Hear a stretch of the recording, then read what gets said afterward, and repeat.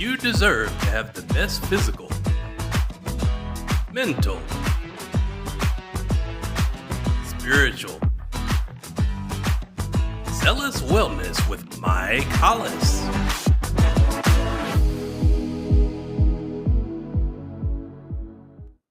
Hey guys, welcome to another episode of Wellness with Mike Hollis. I'm your host. I do apologize about our tardiness today. We had our guest actually had some little technical difficulties, and we kind of had to get throw a curveball in there and just kind of improvise and adapt. And that, it kind of like with football, I always relate to that because there's always a lot of talk about having to improvise the last second because there's a lot of things that happen in a game that you may or may not be ready for, prepared for, that just are something that's just happens out of nowhere, and you have to improvise and adapt to what the situation is. And that's really, you think about like the corporate world and how they, we like to, as a corporation, like to hire, former NFL guys because of their dedication, their persistence to what they did as a craft and an art, but also because of the mindset and having the ability to kind of deal with things under pressure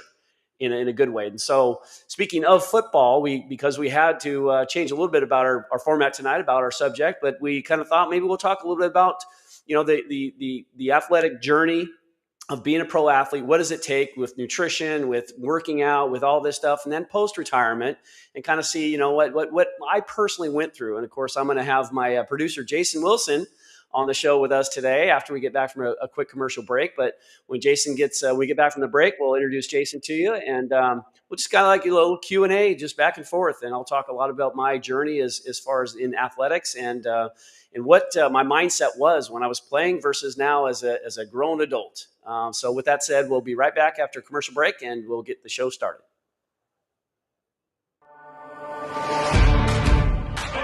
It is possible. It's different this time. I'm showing up for myself because now I know that weight isn't about effort alone. It's not just calories in, calories out. For years, the world told us it was simple. Eat less, move more, try harder. But science has shown us it's more complex than that. It's a real metabolic condition. That's where GLP-3 comes in. Powered by MBC 267, a naturally derived peptide complex discovered in salmon from the Norwegian Sea and select mushrooms. GLP-3 works with the body's own system to help manage appetite and support metabolic balance. No fighting your body, no forced outcomes, just support where it actually matters. Because when you address the real factors at play, progress feels possible. I'm becoming the best version of myself. This is me and GLP-3. And welcome back. So I have with me the one, the only Jason Wilson. He runs Circle of Friends and a plethora of other projects, we'll call them. Jason is a very busy man. He's done an awesome job for me with Zealous Wellness. I would not have Zealous Wellness without Jason Wilson. So, Jason, welcome to your show, my show. Whose show is it? Man, this is all you, brother. Thank you so much for having me, man. Absolutely. Well, we had to throw a curveball in there because of the technical difficulties and things. But sometimes in life, you got to do that. And we wanted to obviously have a show about something, and get some people who have spent the time to kind of schedule this on their calendar to watch the Zealous Wellness podcast, which we definitely adore and love for that. Yes. But with regards to just, the subject matter of today, like I mentioned before the break, we're just going to talk about a little bit about, the NFL life, what it is, what it entails with regards to like the strength, conditioning, nutrition, things like that. And I'll get into a lot of details about that. But Jason, I definitely want you to ask me some questions, whatever you think, because you're a little bit of an outsider as far as like, you don't know a lot about the NFL, like inside the NFL, like someone like I would, being there for 9 years, of course. But what kind of questions do you have for me, Jason? All right. So, this is actually appropriate, man, because we just started our Gridiron Circle podcast show with Robbie Wells last week. And so this is kind of like a spinoff episode of that. So, Mike, I wanted to ask you, man, when you were a kid, when you were just, basically getting started out with athletics, you started with soccer. Yes. And then you made that transition to football. What was that transition like, and why did you choose football over soccer? Well, I'll give you the number one reason why I chose football over soccer, because I hated the running part of soccer. And that is a truth. I am very transparent. If you haven't figured that out by now, I'm not going to lie to you, man. That Yeah. was, I'm not an endurance guy. I never had endurance. And I guess the second reason would be because, kicking field goals was a lot, very similar to kicking a soccer ball, clearly, but I just really enjoyed it. And of course, once I started knowing I was kind of good at it, like, hey, I want to see what I can take, where I can take this and how good can I really be? And so, that transition from soccer to football was a very easy one for me. People would ask me, like, after high school or going into college, and say, "Oh man, you're a soccer player and you're a football player. Which one are you going to play?" Because they play at the same time of the year in college up in the Northwest. They did, and I'm like, well, without even hesitation, I'm like, a football, of course. I'm going to be a kicker, and that was really where I wanted to be, and definitely think I made the right decision, because I was never a very great soccer player, and I hated the running. Wow. Okay. So, yeah, you're absolutely right. I played soccer a few times in high school, and that was enough. but the crazy thing is, though, is that I ended up running track. I ran the 100 and the 200 in high school. I hated the 200, but I loved the 100. Yeah. And so, with football, though, what kind of training regimen do you have to go through in high school?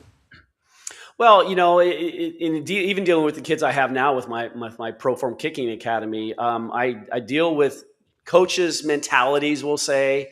I'm hearing, lately I've heard, these two different schools. I worked with a couple different guys recently that have said, well, hey, our coaches don't want us to use field goal blocks anymore. I'm like, why? I don't know, because we have a senior right now that doesn't use one, and he thinks that we all don't need to use one. I'm like, that is ridiculous. That's the worst thing in the world. If you're not ready for, to kick off the ground, and for those who are not familiar, in high school, you're able to use like a 2-inch block or a 1-inch block or maybe even a 1/2-inch block for field goals to get under the ball a little bit better, and just it's there's more room for error on those as far as, like, but it actually it's easier to kick a ball off a tee, but basically put it that way. So what happened was, of course, these young guys are coming in as freshmen. They're not ready to kick off the ground yet, and they're kicking line drives even with me, and I'm like, there's not a whole lot I can do with you. I would rather you kick off a block because you're physically not ready yet. And so, anyways, going back, I know that was a little bit of a rant, but these coaches, they have their own kind of like strength and conditioning programs, which I tell my all athletes, hey, listen, as a kicker, coaches are going to kind of require you to be part of the team, which you definitely want to be part of the team. So you're going to have to lift with the coaches and the whole football team, just like any other teammate would. But Right. Try not to, try to convince your coach you don't need to be squatting a bunch of, weight and, power cleaning and doing things that really wouldn't really benefit you as a kicker. I understand like natural squats and things like that, but I tell them, listen, just keep it light. My biggest thing for kicking and in general, really for strength is really, it comes down to this. It's the form first. We'll say there's really no priority, but the form is really, really up there, of course. Right. Running, sprinting. Now, I'm not talking, when I said I hated soccer, I didn't mean the sprinting part of soccer. And that's, I think, the same boat you're in as far as the 100 versus 200 meter race, right? 200, you're and got some background noise there. Long time to be in your stride and running for that long. And so with kicking, I like sprinting. So that's the second one we'll say, like any anaerobic, anything that's fast twitch, muscle fiber type of workouts, type 1 muscle groups. But with regards to, the other part, the third part would be stretching, like flexibility. That's something that will only enhance the pro form experience, of course, with the kicking and the mechanics. Flexibility will help enhance that. There's a lot of kickers out there that are really strong and they kick the ball really far, but they're not flexible at all. And I would tell, and of course, with that said, they don't have very good form, but they're just good enough athlete to kick a ball pretty good. And so they get away with a little stuff like that. We don't have to stretch too much. And maybe they do lift a lot of weight, but they just muscle the ball, and that can only last so long, and so that was kind of my mentality growing up is, get into, and of course I was taught this by my coach, Jim Gaetano, who said, hey, get out of the weight room. If you do specific stuff that is relevant to kicking, but also lighter weight. Don't be straining yourself in the weight room, pulling muscles and hurting your back, which I had that happen to me with the Jaguars, because at that, being a young guy in Jacksonville, I didn't really have, the authority or the leverage to say, oh, I don't want to lift weights. I was just kind of like, first year guy. I'm kind of, nervous and doing what they say. And I was doing heavy squats and heavy power cleans, and I threw my back out multiple times in the weight room. So not a lot of fun with that, but that's pretty much it. Okay, so was there any professional player that you studied, or you said, I want to kick like this guy in the NFL when you were in high school?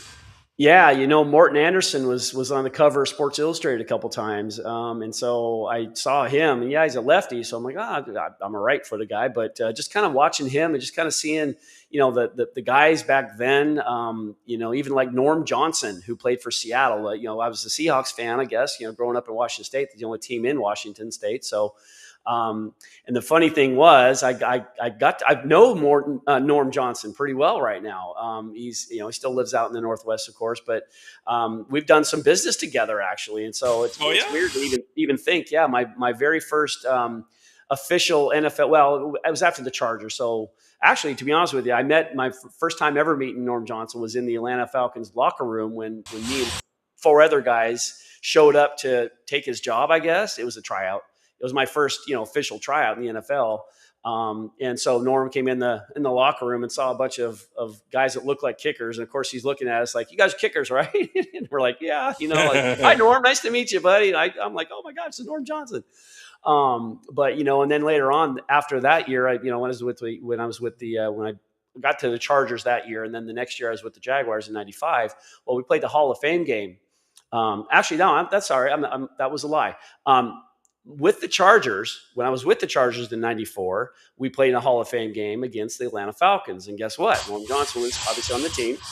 And so it was cool to, see him again. And I was wearing a number 9, I believe, or something. And he wore number 9 too. And he's like, hey, I like your number.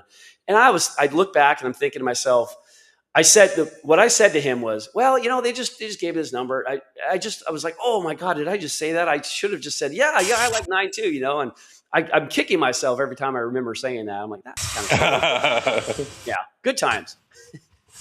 That's funny, man, because Norm Johnson and Morton Anderson ended up playing for the Falcons. Yep, absolutely. Yeah. Both great guys too. Yeah.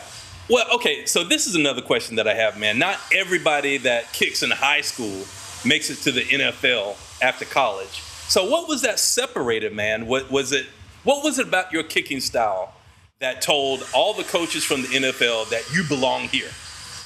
Well, I think it kind of starts with leg strength. I think if you can kick a ball pretty good, and this is a true story, really, it's a true fact that I in college, I was not the most incredibly, accurate kicker. I was really not that accurate, although we did attempt a lot of long field goals in college. Now, my first 2 years at junior college, I was pretty accurate. I was a blue chip All-American my first year. Second year wasn't as good, but still pretty good year. But when I went to Idaho, of course I could kick off pretty deep at that time. And, we were having a lot of long field goal attempts. Matter of fact, I tried a 60-yard field goal. It was Northern Iowa was not ranked number 1 in the nation, Division I AA, and Idaho, University of Idaho Vandals, we were ranked number 2 in the nation. We played them, Northern Iowa, in their dome in Iowa there, and we lost the game on a 60-yard field goal attempt, and that was me. Of course. So going back to my point is that that transition really, it starts with the leg strength, and if you can have some sort of accuracy, they want to see if you maintain that, and it's there's 2 separate things. Clearly, there's kind of that book of athletes that are good with like really strong legs, but they can't kick it straight very often. Then you got the guys that don't have an incredibly strong leg, but they make everything inside of maybe 40, 45 yards, whatever. So you want to be a little bit of both. And that was really where kind of the goal was, to kind of just see if I can kick long field goals and make a lot of them. And again, getting back to Jim Gaetano, my kicking coach, when I first got with him in high school, I didn't really listen a lot. He came every once in a while, every couple of weeks or something. And as soon as he would leave, I'd kind of just do my own thing. I like a couple things that he said, but I'm going to kind of, I was a little stubborn, we'll say. Again, I'm very transparent, very honest. So a little stubborn, just like, I'll just try these things and do what I can with them. And then of course, he helped me with recruiting and stuff. And, I needed help because again, my size, you've heard that whole story. I was a small guy. And so even though I was the number one kicker in the league at the time, even better than Jason Hansen's brother, Travis Hansen, who had the name because of his brother, Jason Hansen, he got a full ride scholarship to the University of Washington. Meanwhile, I go off to Wenatchee Valley College. Nothing against Wenatchee Valley College. I love the school. But I had to play there, for 2 years, and it was the only scholarship really that I was really offered. And so there was a couple more, but they were small as well, just like Wenatchee. But so yeah, that's really the transition, is kind of just if you got the leg strength and you're able to control that with some consistency. Everything has to do with consistency, because again, if you think about kickoffs, they want them exactly where they tell you to put them. And you think about a kickoff, you got to kick a ball 70 yards or so. Back then, we were kicking off from the 30-yard line. So it was a long kickoff to the goal line. And then, oh, by the way, you got to put it outside the numbers on the right. I'm like, oh, gosh, it makes the field even longer at that point. But that's just the name of the game. And, you got to do what the coaches want. All right, so let's take a look at that then, the leg strength. What did you do in the gym for leg strength? Well, like Jim said, of course, after, getting in the NFL, I was, Jim was my guy at that point. At my junior year on in college, he was in my ear all the time. And so he was my guy. And so he would tell me like, hey, don't lift as much, you try not to. And I'm trying not to, but I have to kind of do what they say. And, but the leg strength itself really comes from, like I said before, in my opinion, it's more so the form, because it's leverage. You think about like really skinny golfers who are in the professional leagues. Why do they hit the ball so far? Like you don't think, you don't see a lot of big golfers out there that, there are some that have some weight behind them, but there's a lot of them that are really skinny and really short too, but they still hit the crap out of the ball. So it's a lot of leverage and form and technique. And with that comes the stretching and the running too. So the running itself, the sprinting and so forth will give you better timing, because again, I'm very, very, a big fan of this forward momentum. And so when I'm swinging at a ball going forward, as I swing at the ball, that's different than most kickers who stop and then swing. I have to have better timing. Therefore, I have to have quicker, reactions of my leg. And so that's kind of what I did. Okay. So when it comes to distance, how much does the form play with the distance? Okay, let me put it to you this way. When you're in high school, do kickers have a natural amount of flexibility that allows them to put their leg all the way up when they're kicking the ball like you? Is that a natural thing? It's not necessarily, because of a lot of the times it has to do with the way they kick. And again, if you're trying to get a good follow through, you have to consider a couple things. And a couple of things you have to consider go against what the norm is. If you ever heard, and just the average person has probably heard this saying, little Johnny, keep your head down and follow through. You ever heard that term, head down, follow through? Well, I don't like that at all, because your body follows where your head is. So if you throw your head down to look at the ball, that's not what I would do either. I want to look at the ball with my eyes, not my head. So if my head is going forward or down, so is my body. If my body's going down, how in the world can I follow through up with my leg if my body's in the way of the follow through? It makes no sense to me, right? So it's not about the follow through. And the one thing I would say about the follow through is that the follow through is a direct result of the form itself before you even kick the ball.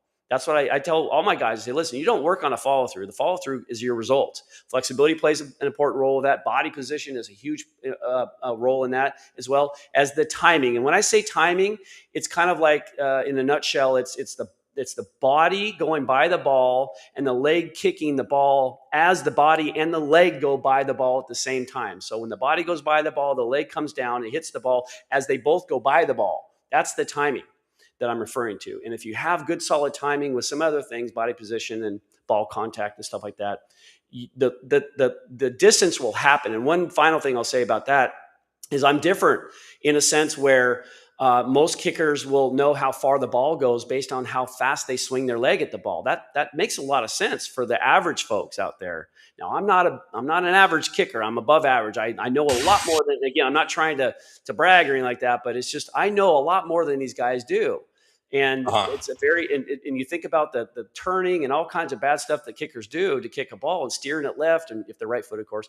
But with regards to what I do, because of that forward momentum that I'm generating and the timing that I have to hit, I got to swing the same every time, basically, to have a good kick to begin with.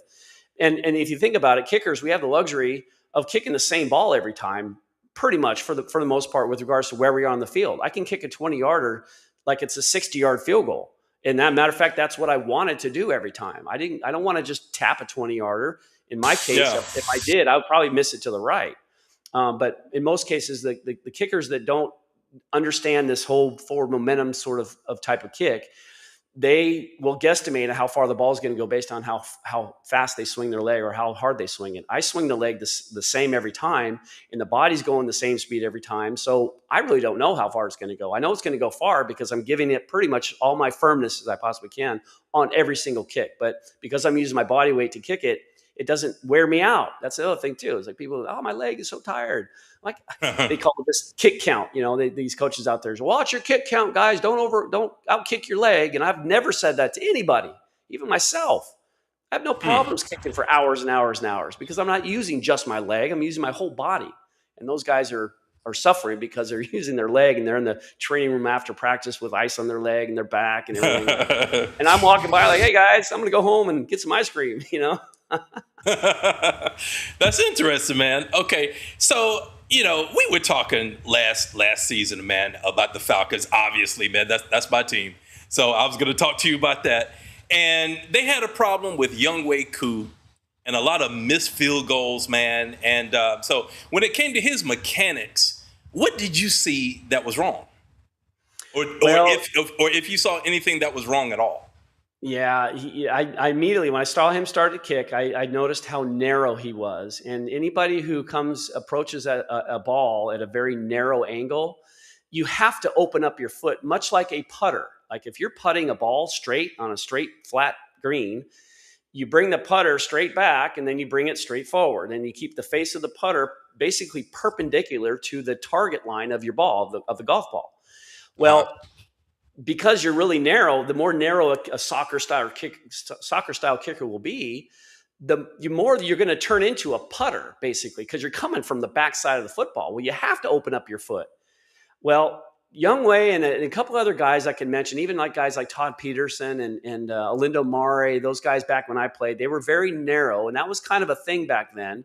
They called it the wedge. They were wedge kickers, and Alindo Mare had a cannon on him. I don't know how he kicked it so far, wedging it. But I think that the kicking the ball with an open foot, especially if you're kicking longer kicks, you have to, those guys, again, they have to swing kind of hard, and they do swing lateral. Most kickers don't swing like I do. Most kickers do come across their body. Well, if you come across your body with an open foot, and you're swinging laterally with an open foot, it's just like slicing a golf ball, exactly like slicing a golf ball. And so there's a lot of errors that can happen. And I tell my kickers, I say, listen, the more lateral you want to kick. Now, again, this narrow approach isn't really lateral, but the foot being open is a lateral, in my opinion. And then their lateral swing, when they swing across their body, that's lateral. So anytime you have a lot of lateral motions in your kick, all the stars have to align in order for that ball to go straight every single time. And so it's harder. Wow. And I teach a very simplistic, even though it's not simple to learn and understand and do it first. But when you look and you break down the pieces of what I'm teaching, it's very simple motions. I ask guys just to run a straight line and swing forward. It's hard to do that because you think, well, I need it to go left of me if I'm a right-footed kicker, of course. And I teach them, the priority is getting that power kicking through the football. I give it again, I'm giving you, anybody watching out there as a kicker, you're getting some great advice here, some free advice. So think about it as someone hammering a nail into a piece of wood, right? And you got this pretty big hammer, right? Well, the weight of the hammer is kind of in the head because big iron, hammer head to the hammer, right?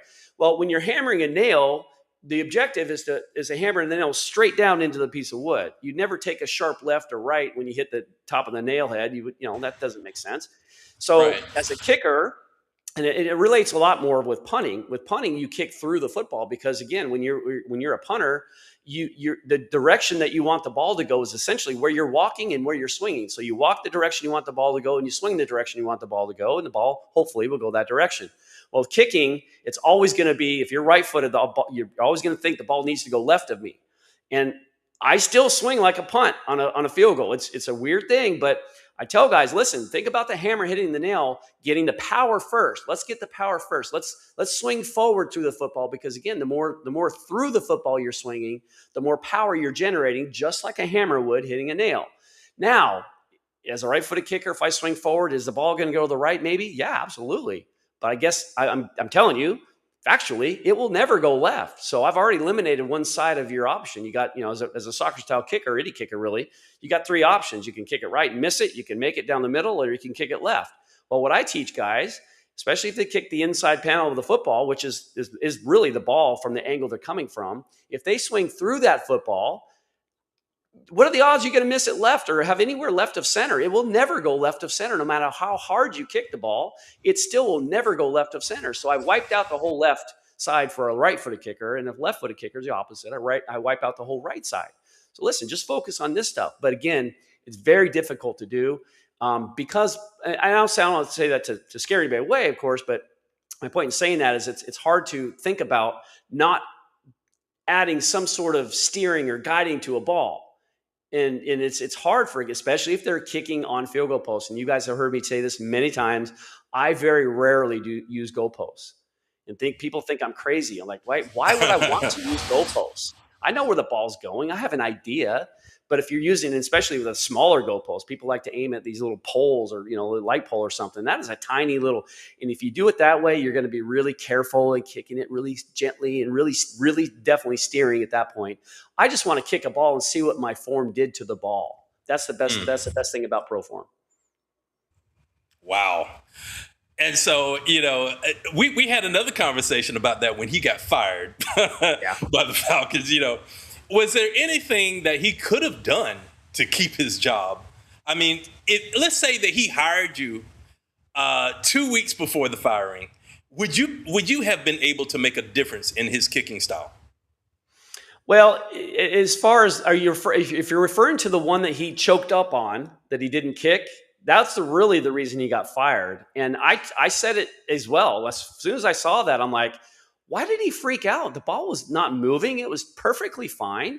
I said, I would have kicked it. Totally would have kicked it. You should have seen some of my snaps. Not really the holds, because Brian was an incredible holder, but my snappers at times when I was the Jaguars, they weren't great.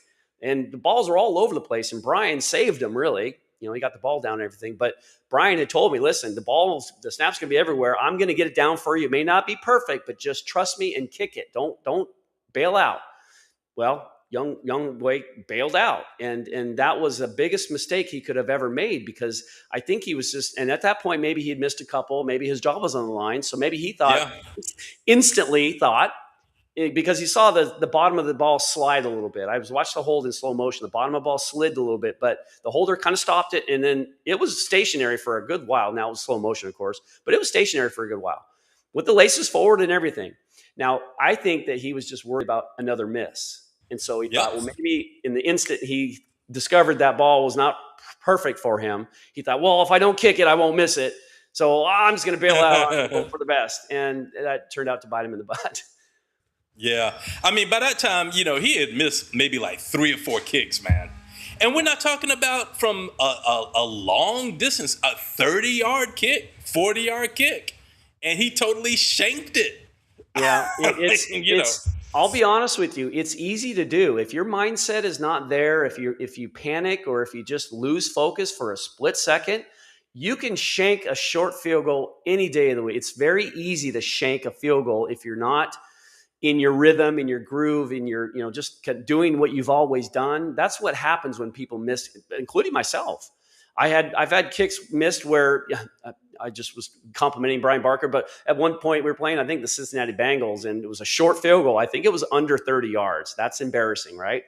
Well, he Yeah. said, like towards the half, he said, hey, man, he put his hands on my shoulder pads. He goes, hey, they're going to call a timeout. So just be ready for, whatever. And I'm like, why would he say that? And so I lined up and I take his word for it. I'm like, oh yeah, okay. I'm just going to line up. And sure enough, they're going to call a timeout. I'm standing there and snap, here comes the ball. I'm like, oh my gosh, they didn't call a timeout. And so I panicked and I pushed it. I missed the short field goal because my mind was not there. It was something different. I really wished he wouldn't told me that. But yeah, see, things like that happen. And that's why I was saying at the beginning of the show, talking about how you have to improvise like we have today. You have to improvise and adapt in situations like that. And if you're not aware, a field goal operation in the NFL is about 1.3 seconds long. From the time the ball is snapped until the time the ball is kicked. That's very short time. And a lot can happen in that short period of time. And you have to make adjustments without even acknowledging them. You just react. Your adjustments are reactions, really. They're not, you don't have, I got a couple times, seconds to think about, well, maybe I should not. No, you're just kicking it, and the best reactors in situations like that are the better kickers who can react the best. Interesting. Okay. So let's talk about your training and, staying in shape after football. And that's one of the toughest things that players go through is making that transition from, a regular schedule to absolutely nothing after they retire. So what did you do to get through that? Well, in all honesty, with my back the way it was, I've had 4 back surgeries during my NFL career. I did it the wrong way, and I had to learn the hard way, essentially. And I've shared this story with our viewers on this show many times. But when I retired, the last thing I wanted to do was go to the weight room, and I was like, I want to give my back a break. And I got kind of lazy, and I thought, oh, this is actually kind of cool. I'm taking my time. I'm just chilling now because I've played for 9 years. I deserve this break, right? Well, my back started hurting worse. And so that was kind of, and then that yo-yo, I got in the weight room and it kind of hurt a little bit more, but then, I kept with it and it got better, and then it got better, even better after that. And the better shape I got into, and I wasn't doing a whole lot of stuff, just some light lifting and maybe some running, jogging, which I don't like anymore. I don't advise, really. I don't tell anybody to do jogging. I don't think it's a very good thing for your body. And I don't think it's as beneficial as a lot of people think.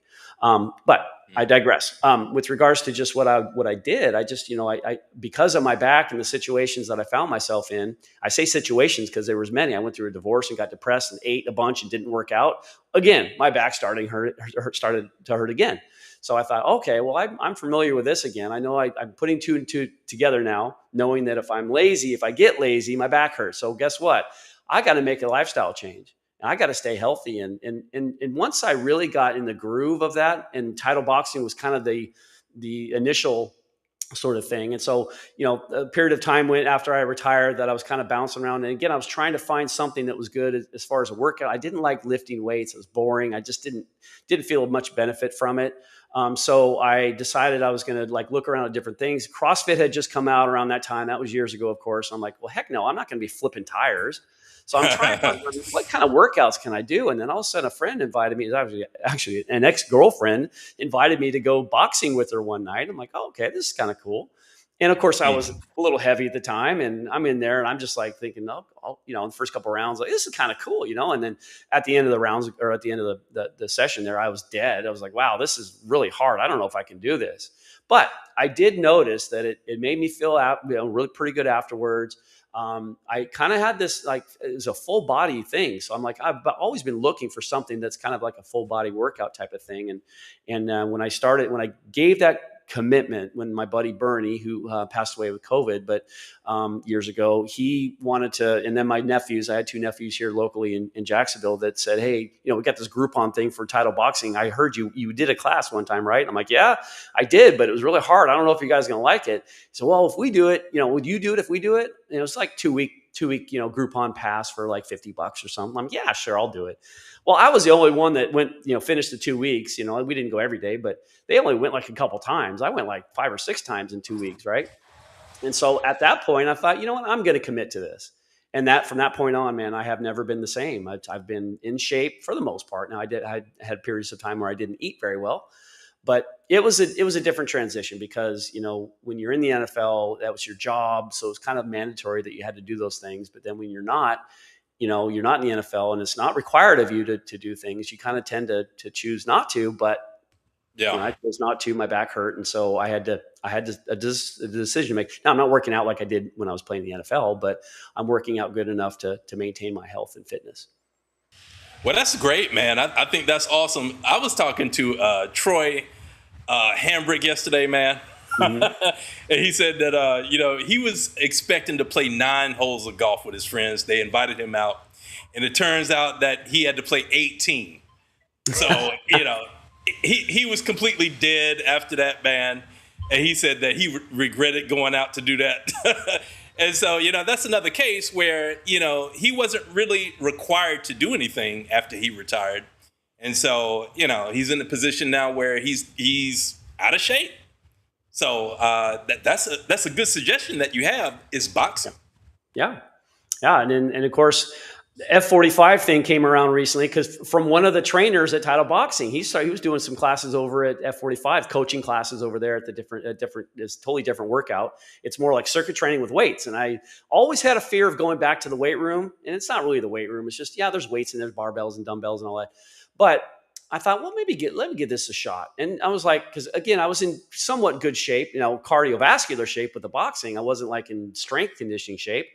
I started doing F45 and I loved it immediately. I'm like, I can do this. This is like, I'm fine with doing this. And then of course you got to know people and you go to the same class at the same time I go Monday, Wednesday, Friday. So I see the same people and it's just, they're fun people. And it's just, I'm telling you guys, honestly, if anybody listening out here is, wondering about, with regards to like joining a club or fitness, facility of some sort, think about the camaraderie you're going to gain from just meeting people and knowing you're all in the same boat. You're all doing the same thing for the same reasons, probably. So it's a good way to meet people and just, enjoy yourself. And I met up with people I hadn't seen in years and I still talk to them and we go afterwards, go to lunch real quick after a nice session of lifting weights. And so it's fun. It's good. It's the camaraderie is awesome when you get into the gym atmosphere. That's awesome, man. So you've been doing this how long? How many years now? As far as like title boxing? Yeah. Title boxing, about 13 almost. I guess they've been open for 13 or 14 years. So pretty much right when they opened. So it's been a while. And then with F45, I'm going around 2 years now. I just hit my 200th class in F45. And then right before that, I hit 1,300 classes in title boxing. Wow. Yeah. That's awesome, man. Yeah. And, it shows you're still in great shape. You trained somebody for 5 hours the other day, man? Yeah, we were talking pre-show and I had a 2-day private camp. A kid came down from the Atlanta area and spent 10 hours total with me over 2 days. And I had other kids I was coaching too prior to that, so I had a number of kids. I did a couple of virtuals. So on Sunday, I actually did one coaching session in the morning and then I went to the kid with 5 hours. And then after that, I got home, had a couple hours to chill for a while and then had to jump on 2 separate virtual coaching sessions. So I had 7-8 hours worth of coaching that day. It was crazy. Wow. Yeah, that's a lot. Yeah. So these kids, high school level, college level? Mostly high school kids. My guy, Alexander Hilliard, I work with a lot. He's from here, Jacksonville, but he goes to University of British Columbia. He's a college guy, but I've been with him for like 3 or 4 years now. So while he was in high school, so I worked with him through high school, and then he went to, he's going there now he's a sophomore now at University of British Columbia. So I work with him probably 3 to 4 times a week during, not during the season. During the season, I'll work with him once a week, but I do virtuals with him. And then while he's still in town, he's leaving on Thursday to go back out to Canada, but he's been here for the summer. And I've worked with him 4 times a week, every week since he's been back. Very dedicated kid. Mm-hmm. Yeah. That's some dedication right there. Yeah, it reminds me a lot of myself. I remind him, I tell him that all the time. I said, man, I kicked a lot with Jim, a lot. And it was just, you just remind me so much of myself. And I'm saying, hey man, you never know. The sky's the limit. You could play where you want to play. And he's very, very serious about his kicking too. So I think he'll get a shot at some level, some pro level after college, I'm sure. That's awesome. So these kids that come to you, man, they have aspirations of being professional? Yes and no. I mean, the younger they are, they're just trying to make the team, as a young kid, maybe a freshman coming into high school, he just wants to make the team and have some fun.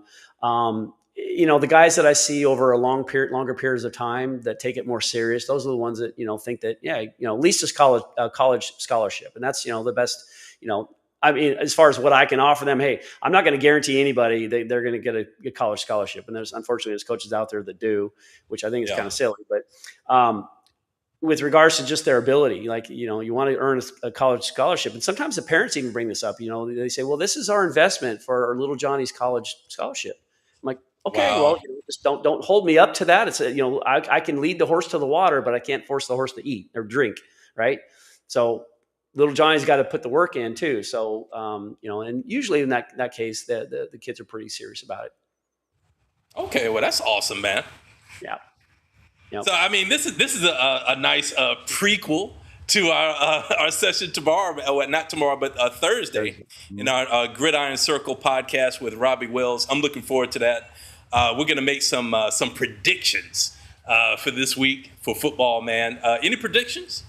So I haven't even looked at the schedule, man. I've been so busy coaching. I'm like, and usually I don't really. I'll watch the games in preseason, but I don't pay a lot of attention. I kind of learned that actually with Brian Barker. Actually brought it up years ago when we're in training camp, and he said, he just brought up one day. He's like, I try not to try to remember or memorize guys' names in training camp because more than half these guys are going to be gone. Right. So you won't really know them after that. So when the season starts, that's when you and even then some guys rotate through and go, because NFL is not for long. Guys are coming in and out every week. There's somebody signed and fired and so forth. I kind of got that idea, that impression that I don't really have to, not necessarily like not a mean thing. It's just like, I just don't really. I'll watch them when I know who's on the team and how they're, what's the team going to be like. In preseason, sometimes obviously it's not that way. Right. Yeah, I'm just paying attention to it because I want to see what the Falcons are going to be facing. So, I'm going to be watching that game this coming week. And the Panthers won the other night, and they look pretty good out there, man. They did. Did you see? You saw some of that game? I watched most of it. I did. I'll be honest with you. I fell asleep. I don't know why. Just again, just kidding. I was actually, as a matter of fact, that's why I told you I was coaching that day, and I put in a lot of hours on Saturday too, and so I was a little tired and fell asleep. But I saw the end of it on the highlights, of course, and it was pretty fun game. Yeah, it was a good game actually. So I'm going to be looking forward to football, man, and even more so now that I'm going to be on the panel with you and Robbie. We're going to have some great conversation, man. Absolutely. You get a lot of insights, and that's one thing that I really enjoy talking about. And, they always talk like the Jaguars, and we're part of our Legends community, our Jaguar ambassadors, we used to call us. But we go around the suites during games sometimes, and it's funny because the people that are in the suites, most of them have been there for a long time, and they really enjoy talking. Now these days, the team is 30 years old. The Jaguars are 30 years old. I don't know if you know that. Wow. Yeah, right? And what the people who are still in those suites always remember were the glory years of the Jaguars, the late 90s when we were really, really good. And a lot of us, part of the Jaguar alumni group and Legends community, we call them now, we were part of those teams. And so when we go around, they know exactly who we are, and they just pick so tell me about this one. And they love the stories that we share because we have the inside of the stories that we can bring up, and talking about coming back from that Denver game. We knocked off Denver in the playoffs and flying over the stadium and seeing all it's just, So I've had so many good memories of those years that we were really, really good. And the support of the city and the team and everyone around us was just an incredible opportunity, incredible time. It was such an awesome experience and incredible time to be alive in Jacksonville during those years. That's awesome, man. So I wanted to ask you this, man. Is there any way that you can get some footage of some of those interactions for our podcast show? That would be awesome. I can grab my phone and film ourselves talking and just, of course. Yeah, that'd be awesome. Yeah. Awesome, man. So, man, I really enjoyed this conversation. And, it was some wonderful information that you gave on kicking itself that, kids can take advantage of that, current players as well. And I mean, it's just a wealth of knowledge that you have, man. And it just goes to show, NFL legend, celebrated pro, several years. So yeah. Well, one shout out. I'm really gonna. Before I forget, I don't want to forget. Adam the Goat Vinatieri was just put into the Hall of Fame, the NFL Football Hall of Fame. And I don't know if you saw him talk and in the speech he gave. Wow. He's a good dude. He's such a good dude and so deserving, so well deserving of this honor that he got as a Hall of Fame kicker. I think there's only three kickers in the NFL Hall of Fame right now, and he was the last one that has been inducted. And that was just a couple of days ago, of course. But his speech was awesome. He's just incredibly thankful and humble guy. And everybody should be like that dude. He's such a good, warm-hearted, hardworking guy, and he really complimented his parents quite a bit during that speech. And that's for everyone listening now, man. Just enjoy your parents while you can. Limited time, and appreciate what your parents have done for you, and a lot of sacrifices and things. And of course, his dad was just in tears the entire time he was talking, just bawling like a baby. But I loved it. I was tearing up too, man. It was like really cool. That's awesome. So, Mike, that's all we've got for today. You can close us out, brother. All right. Well, I appreciate everybody for joining. Sorry for the mix-up. And as far as the technical difficulties, we'll get our guest on that we had planned probably in another time. But I'll give you a little hint. He talks about nutrition and with pets and how to fix issues with your loved ones, your little pets, your dogs, your cats, any sort of animal you have, and try to treat them with proper food and nutrition for their benefit as well. So that's a subject I've never even thought of, in a sense. Yeah, I've kind of thought about it, but he's like an expert in it. So hopefully we'll get Tom on later on in another episode. But I appreciate you guys enjoying the time with myself, and you guys had a chance to meet Jason Wilson for the first time, our producer. So thank you, Jason, for stepping up to the plate. Always enjoy that. You're always good for that. So definitely enjoy it. And we'll have an awesome Monday night. And then we'll see you guys next Monday night on Zealous Wellness with Mike Hollis and Jason Wilson. Take care, guys. We love you all. Take care. Thank you for watching Zealous Wellness with Mike Hollis. Please like, comment, share, and subscribe. See you next time.